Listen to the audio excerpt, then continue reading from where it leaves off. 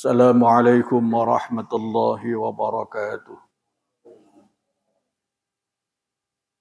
Alhamdulillahilladzi anzala al-Qur'ana hudan lil muttaqin wa arsala rasulahu rahmatan lil alamin. Salatu wa salaman ala sayyidina wa maulana Muhammadin sallallahu alaihi wasallam wa ala alihi wa ashabihi wa man ittaba'ahu ila yaumiddin. Allahumma rzuqna fahman nabiyyin wa hifdzal mursalin wa ilhamal malaikatil muqarrabin. Allahumma barik lana fi Rajab wa Sya'bana wa ballighna Ramadan. Majelis Baitul Mukmin yang Allah muliakan. Kita lanjutkan kajian kita tentang cabang-cabang iman. Sebelum ini dan sebelum pekan lalu, kalau tidak salah sampai cabang iman yang ke-33, yaitu asyukru lillah. Nah, kita lanjutkan yang ke-34. Cabang iman yang ke-34 itu adalah hifdzul lisan, menjaga lisan. Mengapa menjaga lisan ini dinyatakan sebagai cabang dari iman? Karena Rasulullah Shallallahu Alaihi Wasallam pernah bersabda, "Man kana yu'minu billahi wal yaumil akhir falyakul khairan aw liyasmut." Siapa yang beriman, tandanya orang itu beriman kepada Allah dan hari akhir, maka hendaklah ketika berbicara, berbicara yang baik. Kalau tidak bisa berbicara yang baik, maka lebih baik diam. Oleh karena itu, diamnya seorang muslim beriman dan berilmu, ya, itu ada nilai ibadah. Jika diamnya itu untuk menghindari perkataan-perkataan yang tidak baik. Nah, menjaga lisan, hifdzul lisan. Ya. Hifdzul lisan merupakan bagian dari iman, cabang iman. Itu sekali waktu untuk menghindari perkataan-perkataan yang buruk. Yang kedua, yang dimaksud menjaga lisan, kalau berkata-kata yang buruk jelas menimbulkan dosa.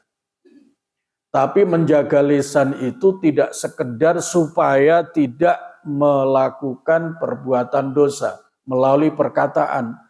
Tetapi menjaga lisan itu juga jangan sampai berkata-kata yang tidak bernilai ibadah. Mengapa? Rasulullah Shallallahu Alaihi Wasallam juga bersabda, "Min husni islamil mar'i tarkuhu ma la ya'ni." Sebaik-baik, ya, di antara tanda baiknya keislaman seorang muslim yang baik itu antara lain, di antara tandanya dia mampu meninggalkan hal-hal yang tidak berguna bagi dirinya. Oleh karena itu menjaga lisan termasuk dalam bentuk bukan saja menghindari perkataan-perkataan buruk, tapi juga sekaligus menghindari perkataan-perkataan yang tidak bermanfaat. Nah, apalagi kalau kita melihat di samping dua hadis Rasulullah Sallallahu Alaihi Wasallam tadi, "Man kana yu'minu billahi wal yaumil akhir falyakul khairan aw liyasmut." Siapa yang beriman kepada Allah dan hari akhir, hendaklah apabila dia berkata-kata, hendaknya dengan perkataan yang baik, atau kalau tidak bisa berkata-kata dengan kata-kata yang baik, lebih baik diam. Yang kedua, min husni islamil mar'i tarkuhu ma la ya'ni. Di antara tanda kebaikan seorang muslim itu adalah apabila dia mampu meninggalkan hal-hal yang tidak bermanfaat. Maka menjaga lisan sebagai bagian dari iman, cabang dari iman, itu maknanya dua. Satu, menghindari perbuatan perkataan dosa, dan yang kedua, menghindari perkataan yang tidak bernilai ibadah. Nah, karena apa? Al-Quran di samping dua hadis tadi, di dalam Al-Quran, coba dilihat di surat Qaf. Itu kalau ada yang ibu-ibu yang bawa Al-Quran, coba dilihat di surat Qaf. Di surat Qaf itu ada ayat firman Allah, ya, ma yalfizu min qaulin illa ladaihi raqibun atid. Ya, raqibun atid. Ketemu surat Qaf? Coba dilihat di halaman kedua. Ayat berapa? 18 ya? Iya. Coba dimulai dari 16-nya. Walaqad, betul ya? Walaqad khalaqnal insana, terus dibaca.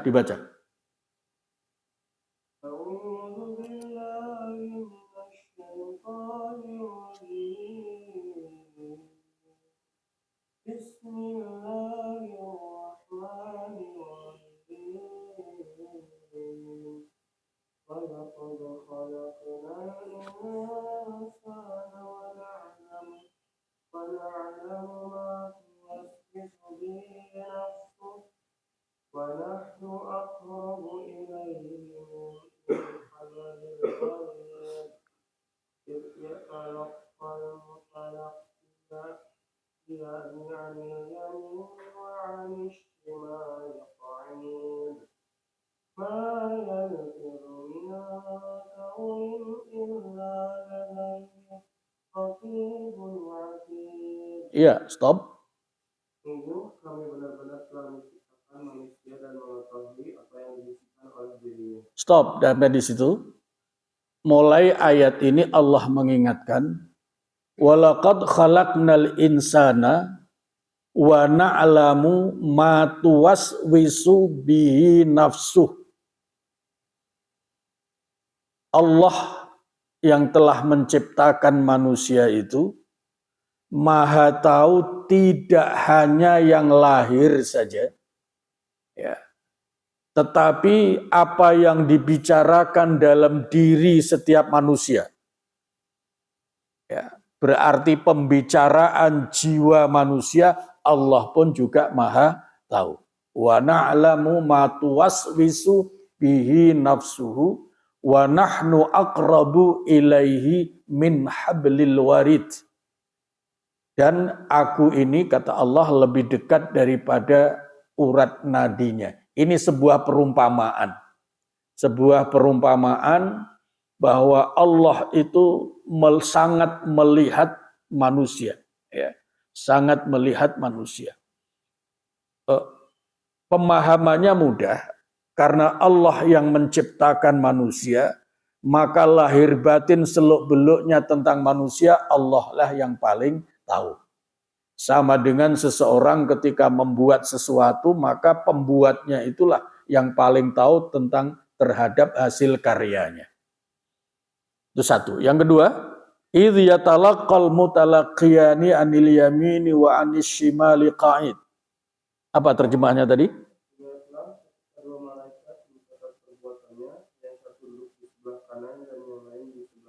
Iya. Lanjut. Tidak ada suatu kata pun yang terucap melainkan ada di situ malaikat pengawas yang selalu siap. Ini yang seringkali kalau bicara rukun iman itu, ya, rukun iman itu salah satunya beriman kepada malaikat, dan di ayat 17 ya, 18 surat Qaf itu Allah jelas-jelas nyatakan ada malaikat pengawas dan pencatat amal yang Bapak Ibu sering sebut raqibun atid. Di situ Allah nyatakan, ma yalfizu min qaulin illa ladaihi raqibun atid. Tidak ada satu patah kata pun yang keluar dari pembicaraan lesannya manusia kecuali di situ ada raqib atid, ada malaikat pengawas dan sekaligus mencatat amal. Nah, malaikat diberikan kelebihan oleh Allah. Apapun dilakukan dan tidak pernah menyelisihi, membangkang, meninggalkan, melupakan perintah-perintah Allah Subhanahu wa taala. Wa yaf'aluna ma yu'marun, selalu memenuhi perintah-perintah Allah. Oleh karena itu, yang menyertai manusia ini di samping tentunya Allah Subhanahu wa taala yang maha mengetahui segalanya, kemudian ada dua makhluk yang menyertai manusia. Satu makhluk namanya setan iblis yang selalu menggoda manusia, dan yang kedua adalah malaikat yang selalu mencatat amal perbuatan manusia. Oleh karena itu salah satu cabang iman itu adalah menjaga lisan. Karena lisan itu adalah bisa sekali waktu bisa bernilai ibadah perkataannya dan sekali waktu bisa bernilai dosa. Itu cabang iman yang ke-33. Hifdzul lisan. 34 ya, 34.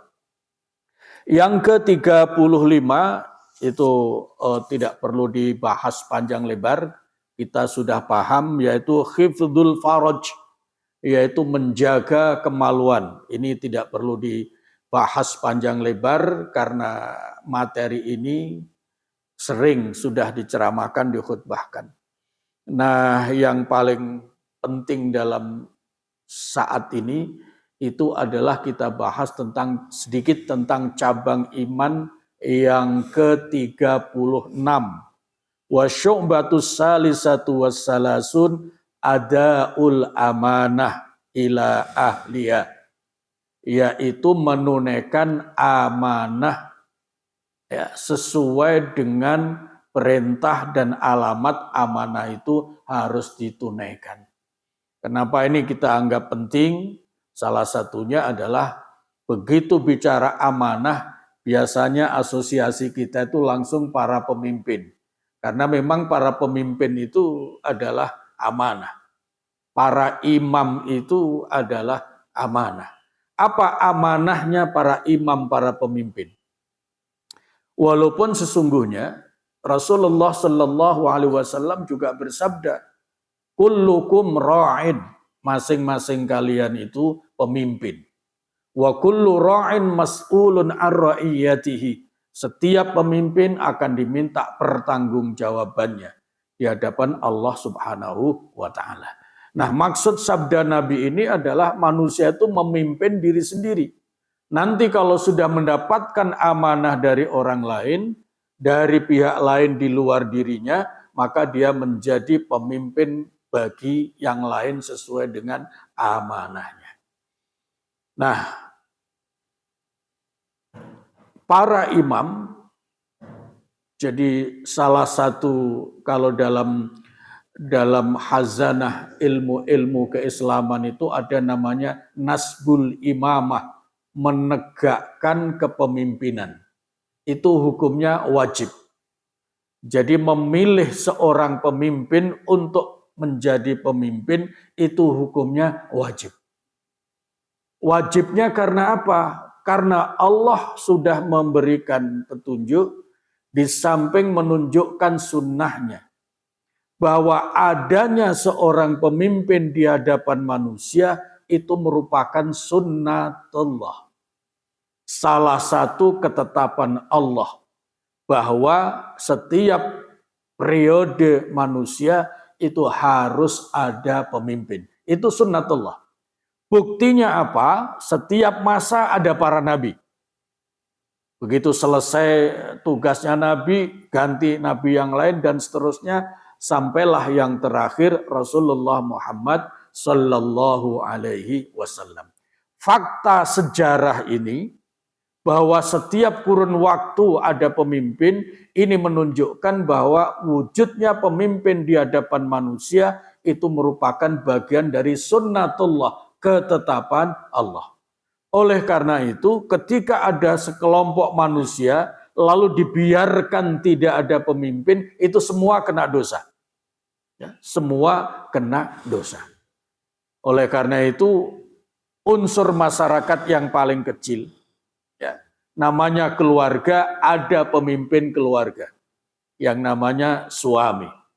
Ya, apapun keadaannya, yang namanya suami itu adalah pemimpin keluarga, imam bagi rumah tangga. Sehebat apapun yang namanya istri, itu adalah makmum rakyat di dalam rumah tangga. Ini tidak boleh dibalik. Mentang-mentang merasa lebih hebat dari suaminya, lalu segala sesuatunya yang menentukan adalah pihak istri. Itu tidak dibenarkan menurut pandangan agama. Justru sebaliknya, kalau ada seorang istri punya kelebihan, sementara suami punya kelemahan di satu pihak, ini bukan pekerjaan dan amanahnya yang diambil alih, tapi didorong, didukung. Ya, itu namanya ta'awanu 'alal birri wat taqwa. Saling tolong menolong dalam kebaikan dan tidak sekongkol dalam kejahatan. Rumah tangga, bepergian, kata Nabi juga begitu.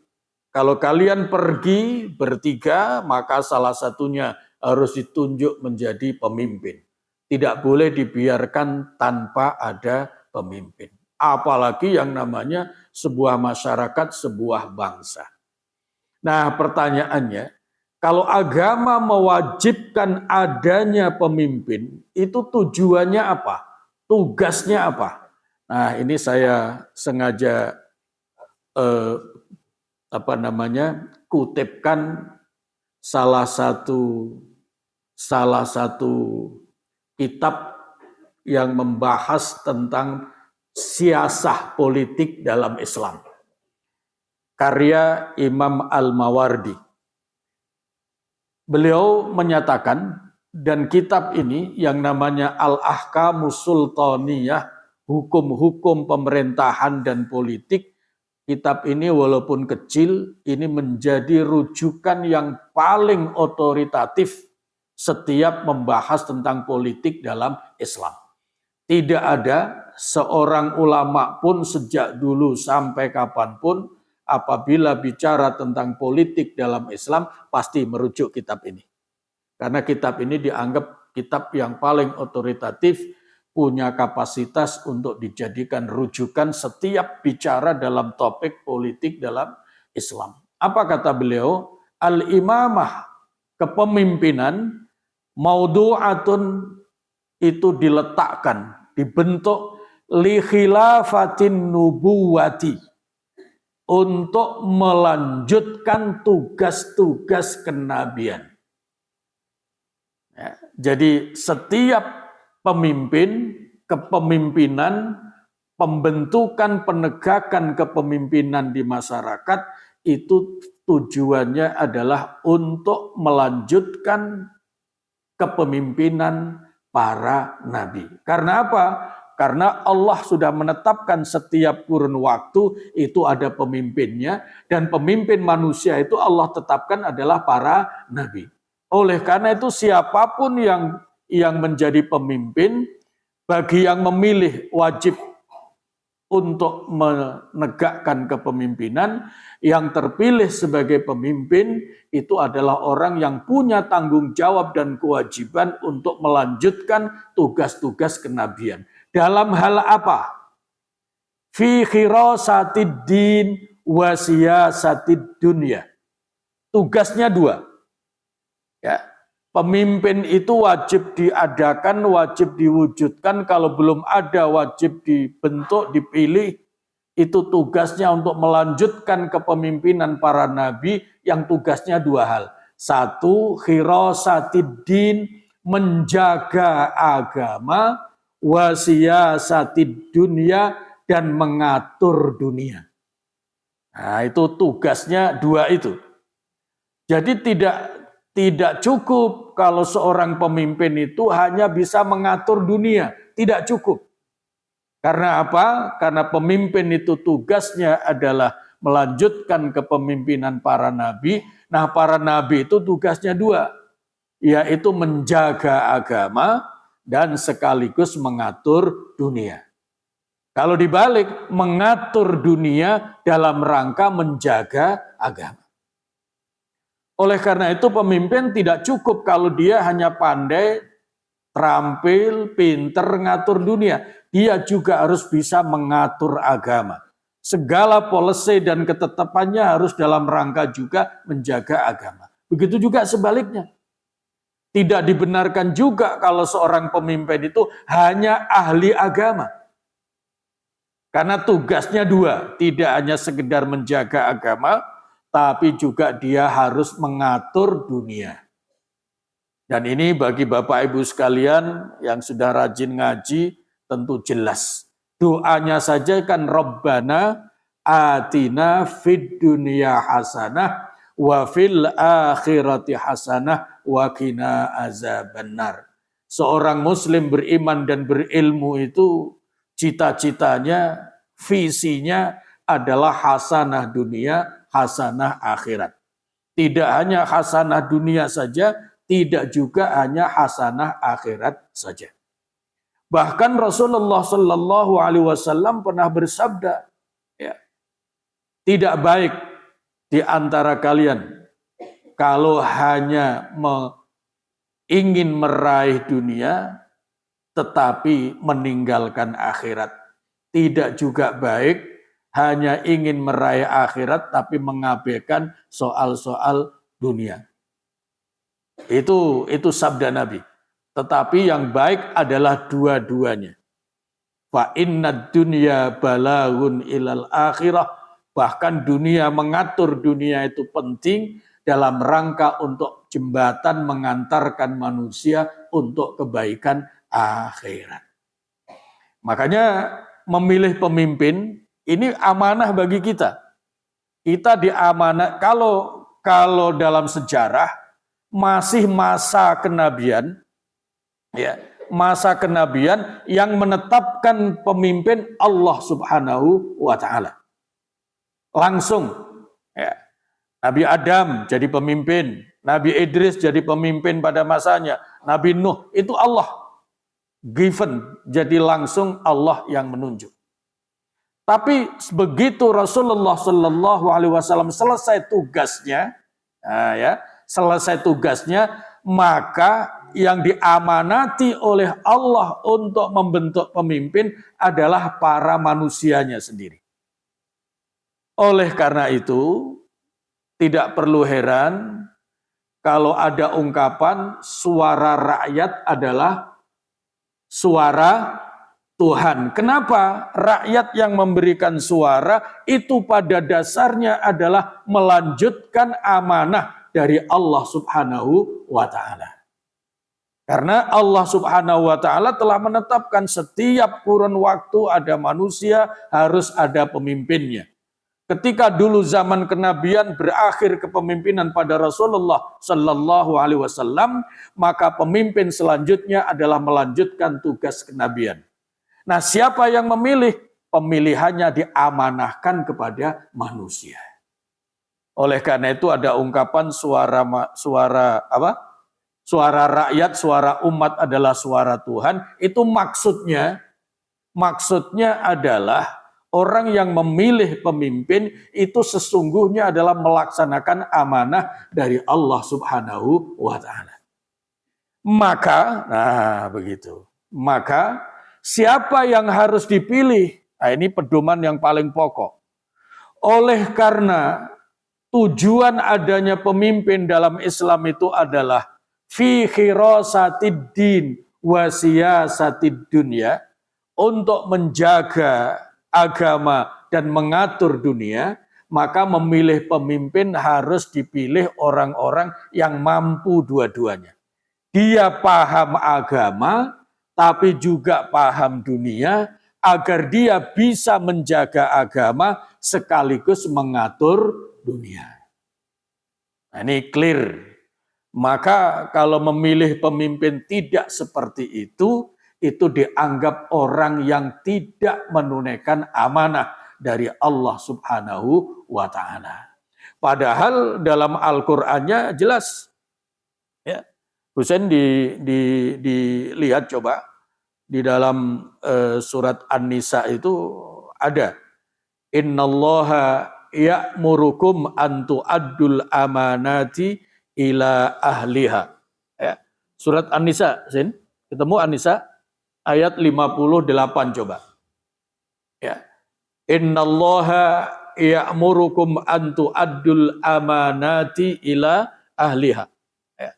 Itu di halaman kanan bagian bawah itu. Ayat 58.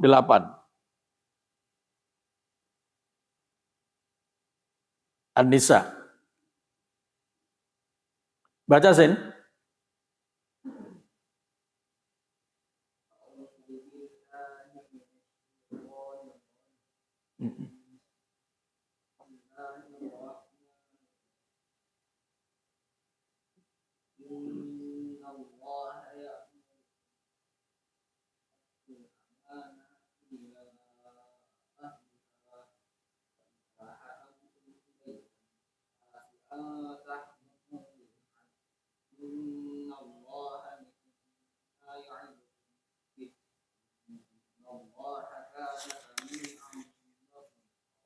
Ya. Terus artinya sesungguhnya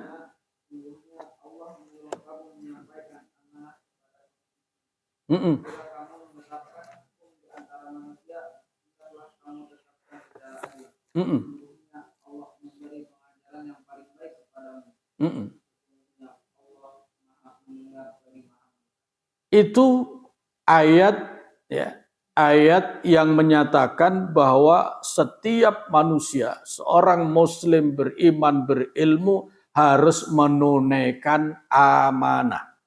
Salah satu amanah seorang muslim adalah memilih pemimpin. Nah, pemimpin yang wajib dipilih kalau punya kewajiban amanah untuk memilih pemimpin, yang wajib dipilih adalah orang yang paham agama sekaligus mampu mengatur dunia. Tidak boleh hanya salah satu. Kalau hanya salah satu, pinter agama saja tidak bisa mengatur dunia, tidak sah dipilih. Tidak boleh. Begitu juga sebaliknya. Kalau hanya pinter soal mengatur dunia, tapi tidak paham agama, ini lebih tidak boleh dipilih lagi. Dasarnya jelas. Ya. Dasarnya jelas karena memang penetapan pemimpin itu fi khirasatiddin, tujuan membentuk kepemimpinan, menegakkan kepemimpinan itu adalah fi khirasatiddin wa siyasatid dunya. Itu satu. Yang kedua, ayat tadi itu berbicara tentang keadilan. Kalau sudah dipilih sebagai pemimpin, maka kewajiban yang pertama, ya, kewajiban yang pertama itu adalah bersikap adil. Maka pemimpin yang adil itu luar biasa, ya, memiliki jaminan yang luar biasa dari Allah Subhanahu wa Ta'ala. Salah satunya pemimpin yang adil itu, ya, pemimpin yang adil itu doanya lebih makbul di hadapan Allah Subhanahu wa Ta'ala. Yang kedua, pemimpin yang adil itu ibadahnya bisa lebih baik, bersikap adil dalam menjalankan kepemimpinan, itu nilai ibadahnya sebanding bahkan lebih baik dibandingkan 60 orang ahli ibadah. Itu hebatnya. Nah, yang paling mulia justru pemimpin yang adil itu kelak akan mendapatkan payung mahsyar. Satu dari 7 kelompok manusia yang akan mendapatkan jaminan payung mahsyar. Padahal hari-hari mahsyar, hari hisab, hari kiamat, hari hisab itu hari-hari yang paling berat bagi manusia. Maka Nabi sampai pernah menyatakan sab'atun yuzilluhumullahu fi zillihi yauma la zilla illa zilluh. Ada 7 kelompok manusia yang akan dijamin mendapatkan payung mahsyar dari Allah di suatu hari yang saat itu tidak ada payung sedikit pun, yaitu hari-hari mahsyar, dan itu cukup menyiksa kecuali 7 orang. Dan 7 orang itu ternyata yang pertama al-imamul adil, imam yang adil, bukan ulama malah, ya, bukan ulama, tetapi disebutnya adalah al-imamul adil, imam pemimpin yang adil. Maka keadilan ini, ya, adil itu kriteria yang kedua. Kriteria yang pertama bagi seorang pemimpin itu adalah dia paham agama dan sekaligus mampu mengatur dunia. Nah, yang kedua baru kemudian adil dan seterusnya. Itu aturan dalam syariat Islam. Aturan dalam syariat Islam.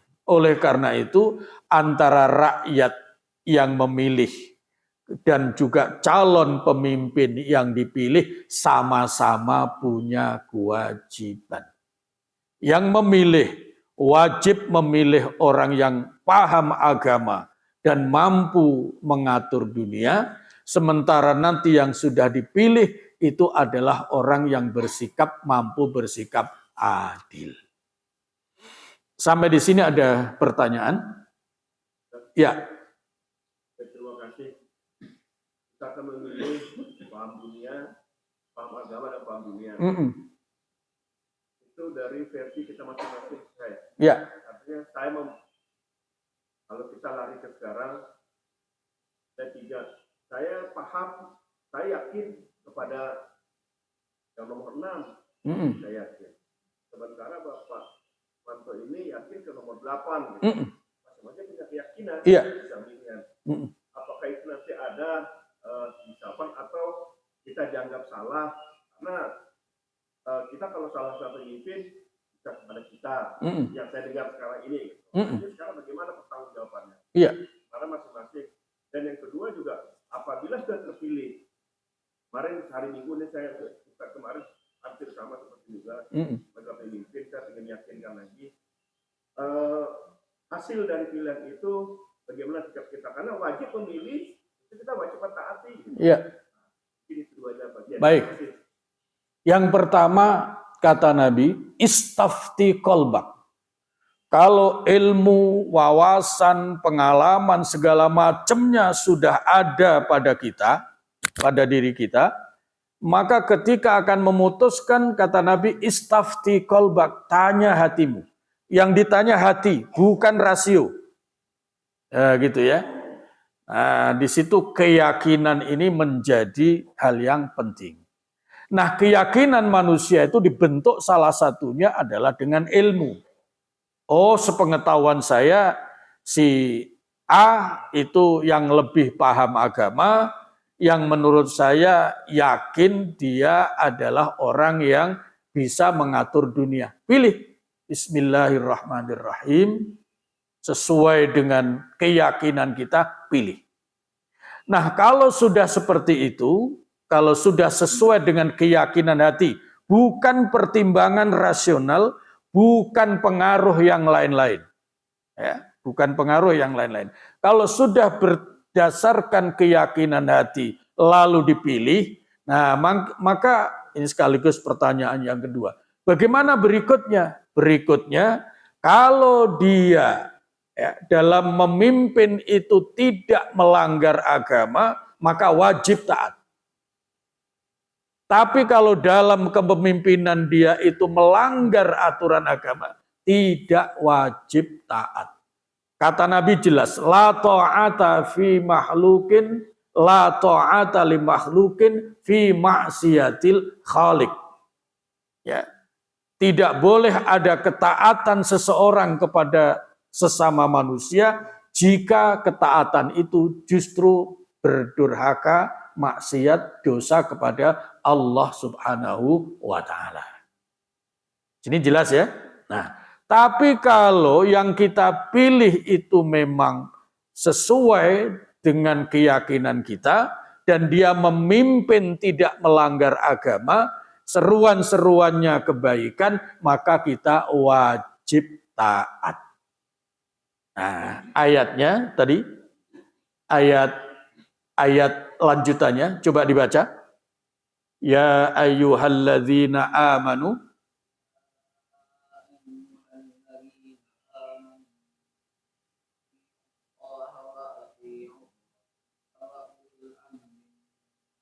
stop.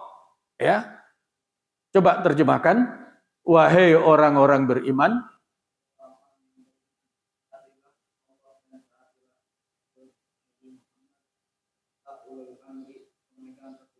pemegang kekuasaan para pemimpin.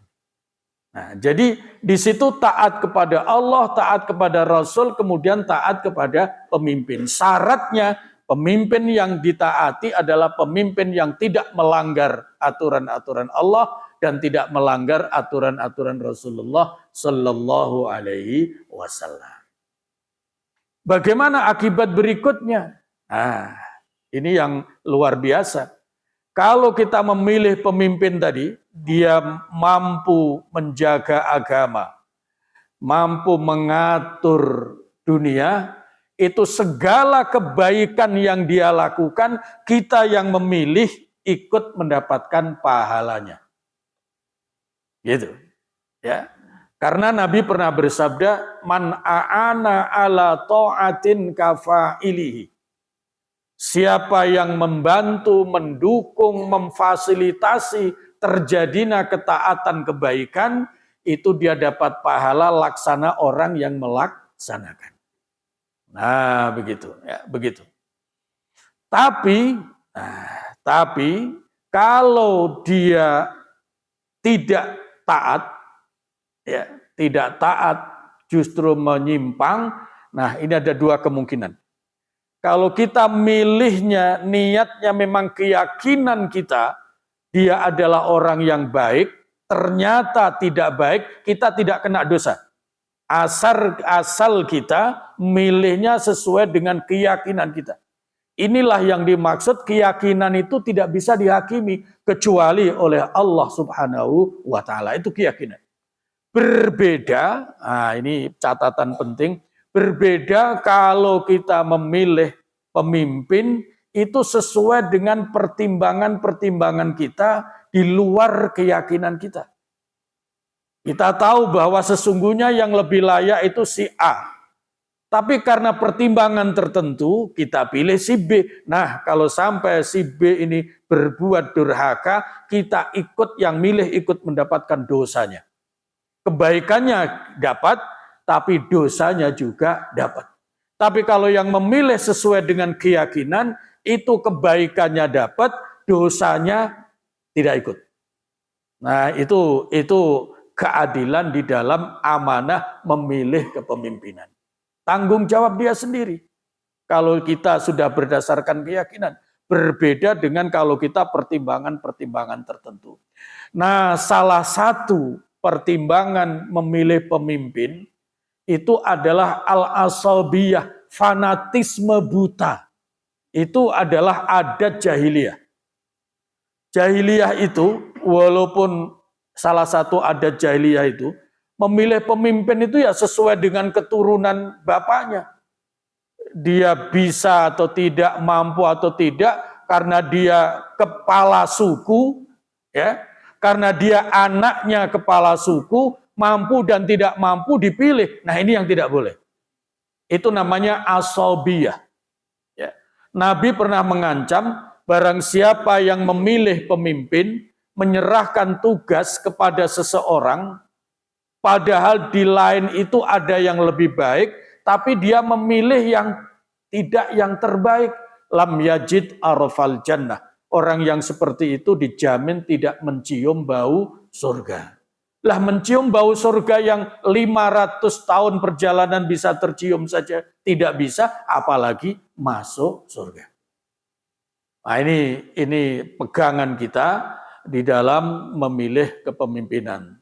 Catatannya ini tidak kampanye loh ya. Ini adalah ngaji tentang cabang-cabang iman yang ke-36, yaitu amanah. Salah satu amanah bagi kita itu adalah memilih pemimpin. Kalau zaman kenabian, rangkaian para rasul sampai Rasulullah Shallallahu Alaihi Wasallam yang menunjuk memilih pemimpin langsung Allah Subhanahu Wa Taala. Nah, setelah Rasulullah Shallallahu Alaihi Wasallam memilih pemimpin diserahkan kepada manusia. Nah, oleh karena itu agama kemudian mengatur, memberitahu pemimpin itu tugasnya dua, menjaga agama sekaligus mengatur dunia. Maka setiap orang yang mendapatkan amanah untuk memilih pemimpin itu adalah amanah dari Allah, wajib ditunaikan.